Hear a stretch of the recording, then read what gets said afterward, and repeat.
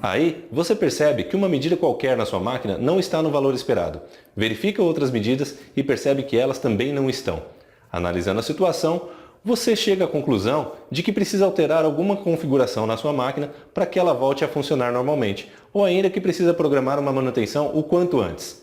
Mas espera aí, por que você está fazendo tudo isso? Será que não é melhor que o sistema possa te informar essa necessidade diretamente? É isso que a gente vai ver nesse vídeo.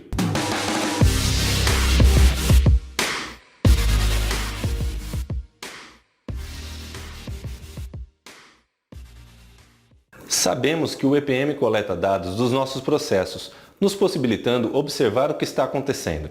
Quando um operador olhar para os valores das variáveis desses processos, ele já sabe o que esperar, ou seja, ele já tem noção de como essas variáveis devem se comportar para que o processo continue funcionando normalmente. Só que muitas vezes as variáveis se comportam de maneira fora do normal, o que leva os operadores a buscarem mais informações para descobrirem o motivo dessa anomalia. Quando chegam ao motivo, eles tomam a ação para corrigir o problema ou para ajustar o processo, como alterar a configuração ou mesmo solicitar uma manutenção de urgência, por exemplo.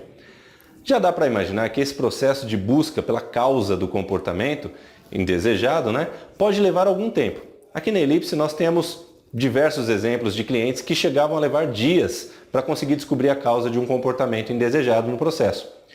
Por isso, seria muito mais interessante que o sistema me entregasse a informação correta que me permitisse ir direto ao ponto e tomar a decisão necessária para ajustar o processo.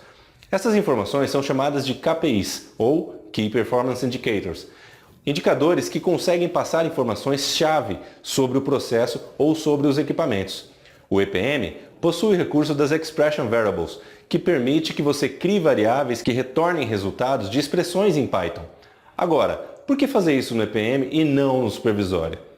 Podemos falar sobre o Python, que é muito mais poderoso do que as linguagens utilizadas nos softwares SCADA. Mas o benefício principal é o fato de você poder cruzar informações de mais de uma origem no mesmo KPI, no mesmo indicador, por exemplo. Com esse KPI no EPM, você poderá visualizar em qualquer uma das ferramentas de visualização e análise que você utilizar. Poderá gravar essas variáveis e visualizar nos seus gráficos, tabelas, planilhas ou dashboards, tendo um panorama sobre o comportamento dela ao longo do tempo.